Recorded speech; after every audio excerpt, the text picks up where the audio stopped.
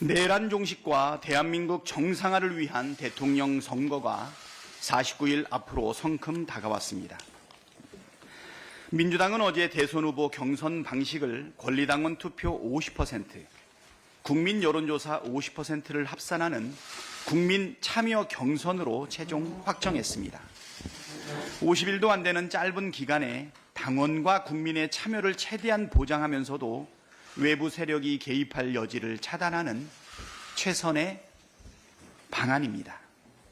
민주당은 오늘 대선 경선 후보 등록을 마친 뒤 이번 주말 충청과 영남 지역 순회 경선을 시작으로 정권 교체를 향한 빛의 대장정에 돌입합니다. 거듭 말씀드리지만 이번 6.3 대통령 선거는 헌정질서 수호 세력과 헌정질서 파괴 집단의 대결입니다. 국민과 함께 12.3 내란을 완전히 진압하고 민주주의를 지켜내느냐, 아니면 다시 독재와 불의의 시대로 후퇴하느냐를 결정하는 역사적인 분기점입니다. 모든 헌정 수호 세력이 하나가 되어 압도적인 승리, 압도적인 정권 교체로 국민이 일군 123일 빛의 혁명을 완수해야 합니다. 민주당은 국민께서 부여하신 정권 교체라는 역사적 책임을 다하기 위해 우리가 가진 모든 역량과 투지를 다 쏟아 붓겠습니다. 난갑병, 한덕수 총리의 헌법 무시, 법률 무시, 국회 무시가 가관입니다. 민주당은 어제부터 사흘 동안 진행되는 대정부 질문을 통해 12.3 내란 사태의 철저한 진상규명, 윤석열 파면 이후 국가 정상화 방안, 민생 추경과 미국발 관세 전쟁 대응 방안 등을 집중적으로 추궁하고 있습니다. 그런데 어제 한덕수 총리가 여야의 양해나 국회의장의 허가도 없이 대정부 질문에 출석하지 않았습니다. 정말 구제불능 아닙니까? 내란 수계 대행을 하느라 그런지 한덕수 총리의 안하 무인격 전행마저 윤석열의 모습을 쏙 빼닮았습니다. 국민의힘에서 추대설이 솔솔 나오니 제대로 난갑병에 걸려 국회를 아예 무시하기로 한 것입니까? 헌법과 법률도 무시하고 국회도 무시하는 행태를 강력하게 규탄합니다. 아울러 국민의힘에도 경고합니다. 국민의힘은 대선 후보를 낼 자격이 없는 정당입니다. 이번 대선의 원인을 제공한 정당이 국민의힘입니다. 12.3 내란을 일으킨 윤석열이 여전히 국민의힘 1호 당원 아닙니까? 무슨 염치로 대선 후보를 내려고 합니까? 말로만 책임지겠다고 하지 말고 국민 앞에 섰고 돼지하고 후보를 내지 않는 것이 책임을 지는 방법입니다. 내란 진압과 국가 정상화를 위해 국회가 할 일이 많습니다. 국회 법사위는 내일 최상목 부총리 탄핵 청문회를 열어 내란 대행 시절의 죄목을 낱낱이 밝히고 따져 물을 예정입니다. 어제와 오늘 또 내일 경제와 교육, 사회, 문화 분야에 대한 대정부 질문도 이어갑니다. 한덕수, 최상목 내란 대행이 번갈아 거부권을 남발한 내란 특검법과 명태균 특검법, 상법과 방송법 등 8개 민생 개혁 법안도 조속히 재의결할 방침입니다. 민주당은 내란 종식과 국가 정상화를 위해 국회가 할 일을 따박따박 완수해 나가겠습니다. 지난 11일 광명시 신안산선 지하터널 공사 현장의 붕괴로 노동자 한 분이 실종 상태입니다. 오늘로 수색 닷새째입니다. 당국은 실종된 노동자 구조에 총력을 다해주기를 바랍니다. 최근 이렇게 빈번하게 발생하는 싱크홀 사고로 국민의 불안이 커지고 있습니다. 작년 8월 서울 강남과 연희동, 부산 사상 도시철도 공사 현장에 이어서 올해는 서울 강동구와 애호개역, 광명시 신안산선, 그리고 어제 강동역 인근과 삼성동 재개발 구역에서도 싱크홀이 발생했습니다. 특히 신안산선 사고는 2년 전 감사원으로부터 일부 구간의 지반 상태가 매우 불량하다는 판정을 받은 바 있습니다. 그렇기 때문에 위험 신호가 예고됐음에도 불구하고 사고를 막지 못했다라고 하는 지적이 나옵니다. 정부의 무능과 무책임, 탁상 행정으로 국민 생명이 위협받아서는 안 됩니다. 기후위기, 노후 상하수관, 지하 공사 증가 등으로 지하의 안전사고는 늘어만 가고 있습니다. 그런데도 서울시는 지반 침하 안전지도를 공개하지 않고 있습니다. 집값이 떨어질까 걱정하는 주민들 때문에 공개를 못한다는 것입니다. 사람 목숨이 귀하지 집값이 더 중하단 말입니까?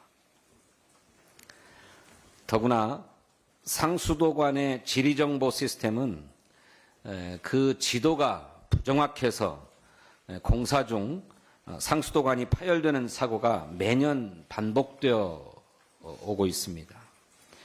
지하 공간 통합 지도의 정확도와 활용도를 늘리고 해외처럼 위험 지역에 관한 건축 기준과 시공 방법을 별도로 정하는 등 종합적인 대책을 마련해야 합니다. 내일은 세월호 참사 11주기입니다. 희생된 분들의 영면을 기원하고 또 생존자와 유가족들께 깊은 위로의 말씀을 드립니다. 윤석열 정권이 들어선 이후 이태원 참사, 오송 참사, 지난달에 영남권 산불까지 국민 생명과 안전을 지키지 못하는 사건, 사고가 반복되고 있습니다. 민주당은 사회 전반의 재난안전 시스템을 바로잡고 정부의 무능으로 국민이 희생되는 참사가 다시금 재발하지 않도록 최선을 다하겠습니다. 미국 정부가 우리나라를 통상협상의 최우선 대상국으로 꼽았다고 합니다. 우리의 정치적 불확실성 때문에 협상에서 우위를 점하고 자국의 이익을 극대화할 수 있다고 판단하고 있는 것으로 보입니다. 이러한 미국의 의도와 판단을 아는지 모르는지 한덕수 권한대행은 마지막 소명이라면서 협상을 서두르려고 합니다. 권한도 책임도 취약한 대행 정부가 막대한 국익이 걸려있는 관세 협상에 전면에 나서는 것은 바람직하지 않습니다. 또 미국 정부의 관세 정책이 하루가 다르게 바뀌는 상황에서 협상을 서둘러야 할 이유도 크지 않습니다. 미국 에너지부의 민감국가 지정 효력이 오늘부터 발효되지만 우리는 아직 그 지정 사유조차도 설명받지 못하고 있습니다. 우리가 가진 정보 자체가 너무 부족한 상황 아닙니까? 더구나 장하준 교수가 미국에 매달리면 봉변을 당할 수 있다라고 지적했던 것도 우리가 새겨들어야 합니다. 한덕수 대행이 지금 해야 할 일은 성급한 관세 협상이 아닙니다. 우선 대선 출마에 대한 입장부터 명확하게 밝혀야 합니다.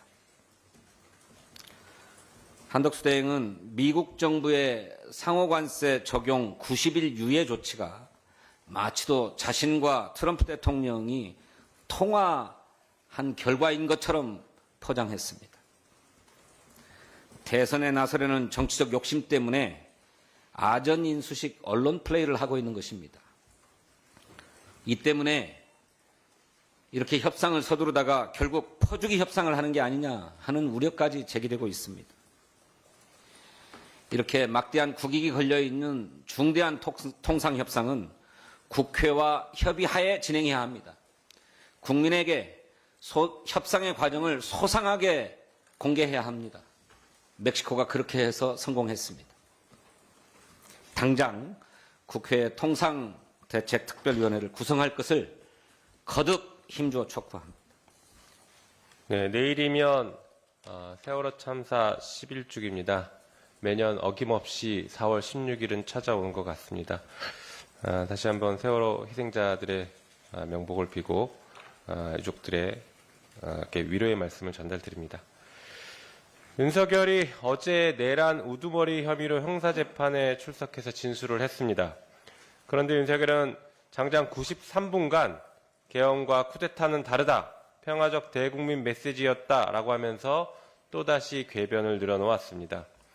군인을 실무장하지 않은 상태로 투입했고 충돌을 피하라고 지시했다라거나 몇 시간짜리 계엄이었다라고 했으며, 급기야는 몇 시간짜리 내란이라는 게 인류 역사상 가능한 일이냐라는 말까지 반복했습니다. 윤석열의 이런 주장은 이미 헌법재판소에서 다 깨진 논리입니다. 윤석열이 잘 모르는 것 같아서 다시 한번 알려드리겠습니다. 헌법재판소는 이렇게 얘기했습니다. 비상계엄은 중대한 위기 상황을 병력으로 극복하는 것이 본질이고 그 선포는 단순한 경고에 그칠 수 없다. 따라서 피청구인의 경고성 계엄 주장은 받아들일 수 없다라고 했습니다. 그리고 계엄이 금방 해제된 이유에 대해서도 시민들의 저항과 군경의 소극적인 임무 수행 덕분이라고 분명하게 못 박았습니다. 다시 말해 윤석열이 멈춘 게 아니라 실패한 것입니다. 한편 헌법재판소 결정에서 가장 상징적인 부분이 하나 있어서 말씀드리겠습니다. 12월 3일 날 비상계엄 선포할 때 윤석열은 뭐라고 했습니까? 자유민주주의를 수호하기 위해서 그 적들을 척결하겠다, 일거에 척결하겠다라고 했습니다. 그런데 헌법재판소는 이렇게 얘기했습니다. 윤석열이 자유민주적 기본질서를 위반했다라고 분명하게 못 박았습니다. 다시 말해서 12월 3일 날 윤석열이 얘기했던 자유민주주의의 적은 윤석열 본인이라는 것을 헌법재판소가 분명하게 인정했다는 것입니다. 윤석열은 이제 책임 회피를 그만하고 국민 앞에 진심 어린 사과부터 해야 할 것입니다.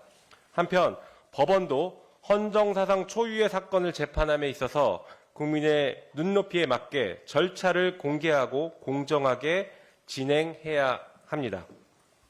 한 가지만 더 말씀드리겠습니다. 윤석열 자녀 정부는 알박기 인사로 국가기관을 무너뜨리려는 시도를 하고 있습니다.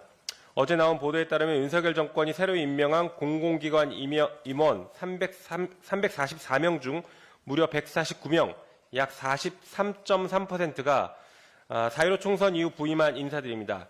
이는 임기 말 측근 챙기기와 보훈 인사가 노골적으로 자행되고 있음을 보여주는 것입니다. 그중에는 김건희의 황제 국악 관람 의혹에 연루된 대통령실 정용석 선임 행정관이 국립박물관 문화재단 사장으로, 그리고 일제강점기 강제징용과 위안부 문제의 강제성을 부정하며 독도 영유권 주장조차 근거가 없다라고 발언했던 김남영 교수가 한국학중앙연구원장으로 임명되었습니다. 뿐만 아니라 한국전력, 가스공사, 남동, 동서발전 등 주요 에너지 공기업에 국회의원 출신 인사 5명을 무더기로 내려보내고 광물자원을 다루는 한국광해광업공사 사장에 신문사 전 주필인 황세경 씨를 임명했습니다. 여기에 대해 윤석열의 탄핵으로 인사권이 박탈됐음에 명백함에도 헌법재판관의 자리에 이완규, 함상훈 두 인사를 지명하는 폭거를 진행하고 있습니다. 이러한 것들은 도저히 묵과할 수 없는 반헌법적, 반국가적 행위라는 것을 분명하게 경고합니다. 이는 단순한 인사를 넘어서 12.3 내란에 이은 인사 내란이라는 것을 분명하게 규정짓고 경고하도록 하겠습니다. 이에 대해서 민주당은 철저하게 대응하도록 하겠습니다. 이상입니다.